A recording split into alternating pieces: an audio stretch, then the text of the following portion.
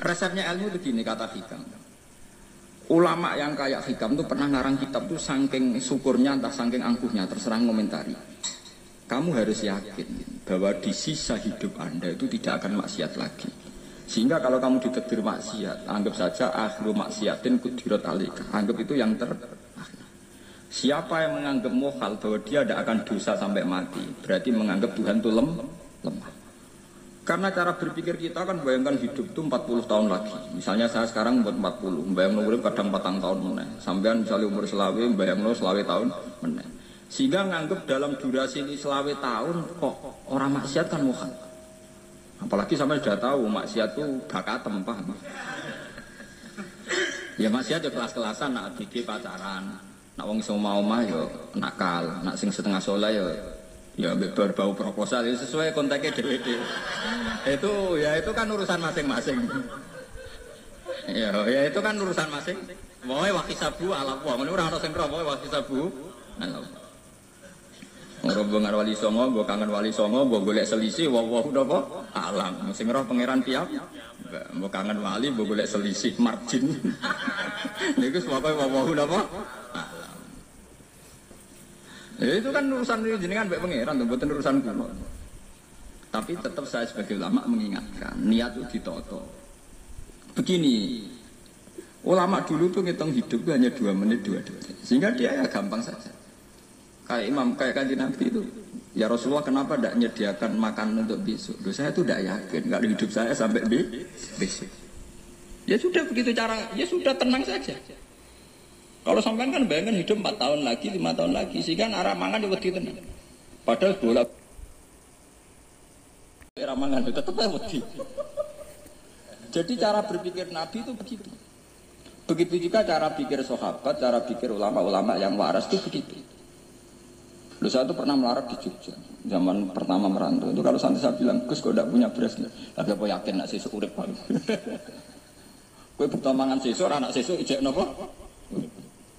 Cara berpikir ulama itu begitu. Sehingga melihat maksiat juga gitu. Alhamdulillah aku ijek urip 1 detik, 2 detik, 2 menit. Sehingga hidup. Dan itu sudah cukup untuk lafadzkan la ilaha illallah. Makanya kata ngarang Hikam, betapa murahnya Allah. Surga itu hanya bisa dibeli dengan 2 menit. Karena surga itu senilai la ilaha illallah. Miftahul jannah la ilaha illallah. Itu cukup 1 menit. Berarti surga itu regane mau 1 menit. Dan karena dia nganggap hidup itu 1 menit ke depan, la ilaha illallah, ya sudah. Dia ngitungnya hidup itu per menit. Kalau sampean kan enggak, per 10 tahun, per 20 tahun. Sehingga kriminal betul, cara pandang sampean itu kriminal betul.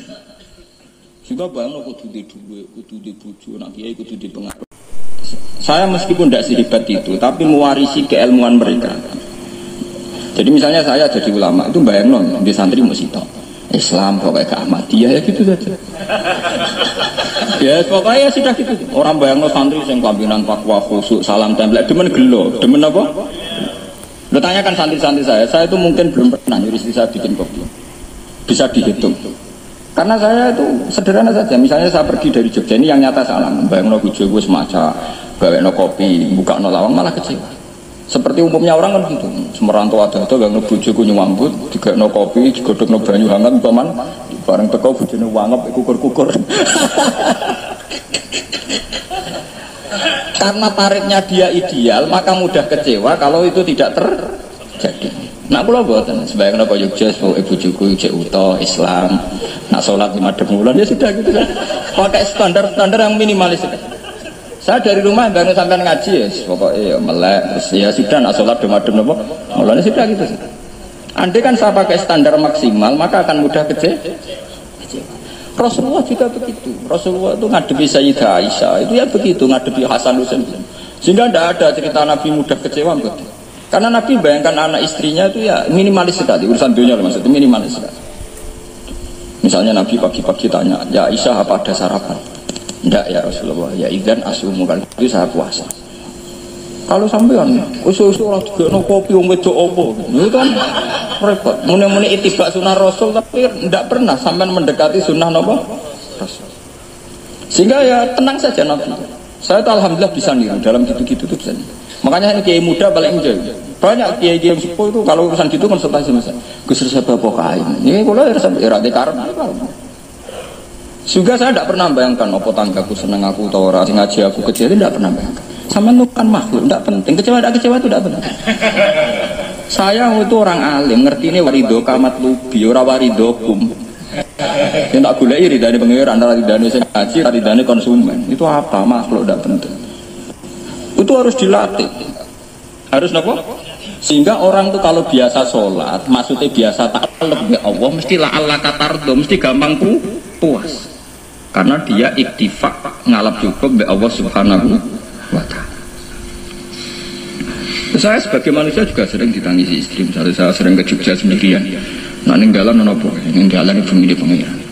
Misalnya mati ninggalan ya paling aku mau ngapain nih suara. Paling mau nangis ke kegiatan. Bukan apa-apa. Ingin saya bahwa konstitusi ulama itu masih iktimat Allah. Kalau kita kan enggak. Cara berpikir kita ngaji itu ideal sing ono podium, sing ngaji kelaminan takwa kabeh, ketunan kaji kabeh, ndiluk kabeh. Kita akan pakai standar-standar yang dengan asumsi kita. Padahal Nabi itu zaman sugeng al-iman habna wa yusiru ila qalbihi sadrihi salah. Iman itu urusan hati. Komitmen sampean be Allah Subhanahu wa taala. Nah ini resepnya. Makanya kata hikam yakinlah mata farahubi, mesti yakinlah mata sanibi. Sedikitlah kamu gembira dengan satu hal, nanti akan sedikit kamu yang kecil. Artinya misalnya kata kulo sebagai ulama seneng kulo nu kok ijek iman, ya nggak kayak ngawang. Ya sudah gitu. Jadi misalnya suatu saat kulo jatuh, yang ngaji saya gak seneng jadi kumpeding. Wong sing seneng kulo bubar kabeh. Kulo ya susah, miskola darah bener. Kus saiki jenengan ora sing seneng, ya tenang saja. Sing ora seneng makhluk ora jelas. Dan status mereka tetap layaduru walayang. Ini harus dilatih. Sehingga Nabi itu ya meskipun beliau itu perang, sahabatnya meninggal, ya tenang saja. Nabi cara berpikir yang meninggal mereka mati syahid, yang masih hidup dianggap berpotensi melakukan kebaikan. Sama tak warai resep-resep dari Rasulullah SAW. Saya ini sebetulnya memaksa, menjelaskan ini maksa, karena saya inginnya jadi ulama yang kayak umumnya orang, tidak ideal-ideal amat. Tapi kan saya ditegur ilmunya itu ideal, jadi terpaksa saya jelaskan. Tapi kalau perilaku saya tidak akan ideal. Soalnya ngawur saake mari kufuri pengiran nganggur balik cerita. Ada seorang wali, karena dia wali itu doa di multazam, ya Allah saya ini minta satu hal. Karena dia wali maka tidak minta uang, tidak minta jabatan, minta engkau takdir saya tidak pernah maksiat. Itu kan bagus sekali, minta doa ditakdir gak maksiat kan ada. Dari pengiran malah syafi. Fa'ena ada ukufran. Karena tau maksiat malah sifat gufurku tak ada kok endi. Gambarnya pengiran ini sifat gufurku rak nganggur. Malah tidak ada orang selain Nabi kecuali ditakdir tahu maksiat. Dan sifat gufuri pengiran efektif. Paham apa? Karena sampean kan gufure bonggo kabeh, jadi karek sadidul ikop. Karena masih hati sampean sering, jadi sifat gufure wis berlaku aktif. Saya karek nunggu sifat sadidul ikop. Paham ya? Itu beda dengan wali-wali. Sifat sadidul ikop mau aktif, mereka tidak punya malah pangeran bingung gak kok sifat gufure. Apa tak kok gufur atau dosa didakoi sadidul ikop gak tahu maksiat. Jadi pangeran malah sing bingung. Nak kowe ora tau maksiat gufur kok tak dakoni. Kok ora tau maksiat, wong iku ora tau apa? Didakoi sadidul ikop gak mungkin atau maksiat. Lah pangeran ape dakok gufur kan syaratnya dosa sik. Sampean kan walian. Gufure wis dientekno. Keseringan kepake, paham ya? Karek nopo. Karek sadidul ikop. Ya itu memang standar Tuhan. Semua Quran itu kalau nyeritakan gitu, Nabi ibadi anni anal ghafurur rahim. Kawulaku ceritani aku ghafurur rahim, tapi yo ceritani wa anna adabi wal adabul alim. Jadi Nabi ibadi anni anal ghafurur rahim wa anna adabi wal adabul alim. Kalau Nabi Ibrahim, Nabi Muhammad kan inna rabbaka lasariul iqab. Pangeran cepat nyiksane, tapi wa innahu laghafurur. Jadi dua sifat ini pasti aktif. Dan tentu ulama itu senang sifat ghafur itu ya meskipun aktif, tapi mereka tidak pernah ngambil fasilitas sifat nopo. Kalau baleni malih. Sehingga kayak Sayyidina Umar radhiyallahu anhu ketika beliau pertama jadi khalifah, ini cerita di kitab Hayati Sahabat. Pertama dia jadi khalifah, orang mengira dia akan ngomong hal-hal yang besar, visi besar tentang negara, visi besar tentang izzatil Islam wal muslim. Tapi ketika Umar pertama pidato begini, ayuhal muslimun ayuhan nas, ana, dari kata Sayyidina Umar, ana gulamun min bani Makhzum, akulu min kholati, saya ini pemuda dari Bani Makhzum, kecil saya bisa makan karena bulik-bulik saya punya kebun kurma yang kalau saya memanen diobahi beberapa biji, dan itu menjadi kuti wahayati, menjadi saya bisa hidup. Terus wassalamualaikum warahmatullahi wabarakatuh. Orang itu penasaran semua. Orang jadi khalifah pertama dibendem jadi Amirul Mukminin, pidatonya ngenang masa kecilnya ra kelar mangan, kelare mangan mergo buruh bulike, paham ya? Ngondoh kurma terus dikai tamarotin, beberapa kurma sing dadekno iso, dan itu saya pakai sampai ketemu Allah Subhanahu wa taala, saya pakai. Misalnya sekarang saya mulya, misalnya kalau dibilang mulya, ya ono sing nyuci, ono sing husnudzon, ono sing hormat, macam-macam sawangane. Itu bodoh sekali kalau saya menikmati itu, bodoh sekali. Paling banter nikmati dicucuk, dihormati itu apa? Tapi kalau nikmatnya bisa makan saat itu tuh nyawa. SBY jadi presiden prestasi, Gus Dur jadi presiden prestasi, tapi umpama presiden tetap mangan. Prestasi tertinggi ada bisa makan selisat dirum di gojogonyo. Makanya Umar mengingatkan, sebetulnya nikmat tertinggi saya itu tidak saat saya jadi khalifah, saat itu kok aku iso mangan, cara gak aku mati. Paham ya? Jadi itu luar biasa. Kita ini kan menjadi angkuh karena ngitung nikmat itu yang besar-besar, punya prestasi, punya. Kalau saya enggak ngitung nikmat itu kelar mangan gak mati, kan gampang. Sehingga saya tidak mudah kecewa karena tarifnya minimalis, gak gampang apa? Jadi misalnya kalau kapan-kapan kok berhubung Gus ini Tuhan rasanya jangan ngeten-ngeten, oh makhluk itu ya gak apa-apa. Kalau di status kiai kan seakan-akan ngomongnya sakral, seakan-akan mandi. Tapi nak status oh makhluk itu ngomong-ngomong ya sudah kan. Menjadi kan distatuskan sebagai apa?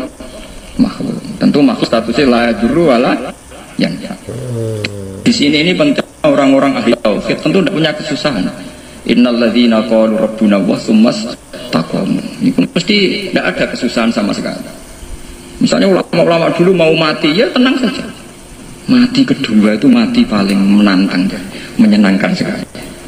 Karena mati yang seru itu mati zaman Al-Adam. Misalnya saya kelahiran tahun 70. Tahun 40-50 kan belum ada saya. Itu mati yang sejati karena Al-Adam. Kenapa? Al-Adam tidak ada. Mati yang nanti itu mati yang petualangan. Karena saya mati setelah menyaksikan kekuasaan Allah, setelah husnudzon sama Allah. Sehingga mati yang menuruti kerinduan, akan ketemu sang kekasih. Makanya Jalaluddin Ar-Rumi ketika mau meninggal dan orang-orang muridnya nangis, dia marah-marah. Hei murid-muridku, betapa bodohnya engkau. Saat ini yang saya tunggu, saya sudah menyesal berusaha mbak Allah dat tak seneng. Aku kecewa waktu makhluk-makhluk koyo kowe. Saiki wis wayahe aku goleki kholik dat tak senengi malah mbok tangi. Cek bodone kowe. Saat-saat sing tenteni malah mbok tangi. Betapa aku lamanya menunggu kematian ini. Mergo hidup itu keterpisahanku mbek Allah, kemen ketemu kowe jadi. Malahnya Jalaluddin Rumilah yang mengistilahkan mati itu malam pengantin. Makanya fal'an awanus sirok minkum wa awan wisol habibi. Ini saat yang indah karena ketemu dengan berpisah dari makhluk-makhluk yang tidak penting menuju sama Habib kekasihku. Jadi yang mengistilahkan mati itu malam pengantin. Semenjak istilah itu populer di Jawa ana ngipi dadi nganten takwilane mati. Itu filosofi sufi ya, filosofi apa? Lah niku tenan. Begitu juga sahabat-sahabat dulu. Bilal mau meninggal, anaknya udah nangis. Bilal lagu ya. Ditanya sama anaknya, kenapa anak-anak kamu nangis? Dan jenengan badhe kabundut. Aku malah seneng nang mati. Wadan nalqal akhibah Muhammadan wa hizbah. Aku nak urip ketemune mbek kowe terus. Malah nak mati ketemu Nabi Muhammad. Wadan nalqal akhibah Muhammadan wa hizbah. Nah, dengan cara pandang begitu maka hidup itu enjoy saja. Nah, saya sebenarnya keberatan pakai kelas ini, keberatan karena saya harus ngulang sampean-sampean itu. Ya makanya potensi kayak saya tentu mengurangi jadwal ketemu. Makanya saya mohon kalau tidak penting itu jangan sungkan. Anggap saja itu bagian dari hormat saya. Ya minimal sampai misalnya di dua sekretari gue jajan pentolak nah apa mau kesuwan bareng malah repot. Bos ganggu wong anak peleleran pak. Nah misalnya sampai kepentak hukum, Wong nak ra pinter hukumnya takokane ya ringan, takok kiye tanggam paling iso. Karena pertanyaan yang ringan tentu ya ringan-ringan saja kan. Gak perlu kiai kali sampean ra usah GR. Kula pertanyaannya angel Gus, gak ono sing iso jawab. Wong nak ra alim tahke, iku pertanyaane ya ora patimu tuh. Iku wis kangelan ngoten. Ini mboten ngenyek tapi padha enak. Padha napa? Makanya kalau latih. Jadi hikam sendiri itu ada manhaj, ada metode. Kalau orang supaya tardo, liyakillah ma tafrahu bi, yakillah ma tahzan. Anak saya itu kalau habis main pulang, itu saya senengnya pol. Istri saya pernah jangan. Gus, anak mulai senengnya di biro-biro, anakku gemulai di rumah, misalnya terus biasa. Saya itu anakku lo main mulai itu seneng. Biro-biro anakku mulai di rumah. Dipanggil anak saya bapak itu senengnya sama boleh. Biro-biro saya manggil bapak. Jadi saya pakai standar minimalis kan. Saya tidak pernah pakai tarif dia anak yang ideal dihormati orang. Sementara anakku sujud nih pangeran, ngerti pentingnya mau tasbih, makanya anak saya tak namakan tasbihah semua. Itu ya sudah selesai. Saya tidak pernah bayangkan anak saya jadi kiai besar dihormati cuma. Mari gampang kecil. Ya, sekarang kan Sayyidina Umar. Saya pemuda dari Bani Makhzum. Yang kecilnya bisa makan karena buluh bulikku. Akal tuh tamarot. Wah itu saya baca tuh nangis betul. Betapa hebatnya Sayyidina Umar. Mengingatkan ulang bahwa nikmat tertinggi itu ya makan, karena makan kaitannya nyawa. Orang jadi bupati, enggak jadi bupati tetap makan. Jadi kalau ngantin saya tarifnya minimalis sekali. Nah, kalau orang sudah makan gitu, lah Allah kata tertemu mudah sekali. Tapi kalau sampai tarifnya itu harus di mobil, gitu sanggulnya agak. Masuk gue mobil gak sanggup agak. Barang gue sanggup agak, gue juga penderek. Masuk kiri lu juga kok tanpa apa? Penderek. Penderek maju. Masuk orang kena dikeloli, jadi malah repot. Akhirnya gue ngaju. Ada selingkuh juga dari sing gue. Itu perkara meneh. Hormat nuruti tahapan-tahapan duniawi makanya resep kalau ingin itu kan sholat, maksudnya sholat dihayati secara tauhid ya, dihayati secara tauhid. Misalnya inna sholati wa nusuki wa mahyaya wa mamati lillahi rabbil alamin, itu akan pasti Allah kata pasti mudah melihat alam ini ridho. Ini satu sekelumit ya, di resep orang ulama yang saya meniru beberapa di kitab Hayati Sahabat, di kitab Hikam, dan meniru terutama semuanya sanad dari Rasulullah Shallallahu Alaihi Wasallam. Makanya suatu saat Nabi itu kagum, Abdullah bin Mas'ud itu jalan dan dikawal oleh beberapa malaikat. Terus Nabi itu heran, ya kenapa itu selalu mengawal Allah? Kata Abdullah bin Mas'ud, ya Rasulullah, inilah akhtu khutwatan illa wa azunnu alla akhtu wa ukhra wa ma akaltu luqmatan illa wa azunnu alla alqamu ukhra. Saya itu tidak pernah melangkah kecuali saya tidak pernah yakin apa betul bisa melangkah lagi. Jadi perlangkahnya itu dia iktimat Allah. Dan saya tidak pernah mengunyah satu kunyahan kecuali saya tidak yakin apa betul saya bisa mengunyah lagi. Setiap kunyahnya tetap semuanya ada Bismillah. Semua itu atas nama pertolongan atas kata Rasulullah. Orang kakak andikan saya ada nabi terakhir itu jadi nabi. Jadi kemana? Makanya dulu nabi itu sering ngentikan. Adekan orang-orang kayak gitu itu ada nubuah, tentu mereka punya derajat nopo nubuah.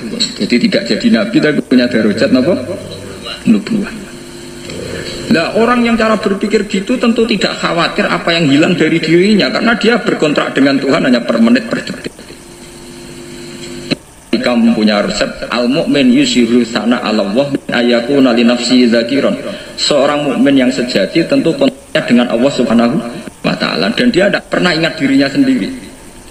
Kayak sampai napas umat tapiil, Allahu Akbar, Allah Maha Besar, Subhanallah. Selalu orang ngerasani, masuk lali utangnya barang itu. Tapi yang jelas kan menjadi enjoy dengan dirinya sendiri. Paham ya? Menjadi enjoy dengan dirinya, karena dia tidak sering punya kontrak dengan makhluk.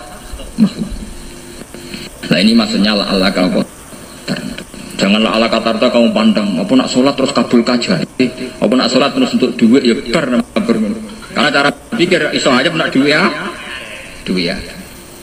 Dan ini resep ya, dan resep ini dari ulama-ulama yang istinad ila Rasulullah Shallallahu Alaihi Wasallam. Karena kalau Nabi itu memang cara pandang. Aisyah itu pernah ditanya, ya Aisyah, saya ini ingin makan, apa yang dari sahabat ini masih. Wah ya Rasulullah sudah habis karena tak kasihkan tetangga. Itu Nabi tidak marah-marah, malah bilang, kamu benar Aisyah, biru yang kamu kasihkan tuh yang masih. Karena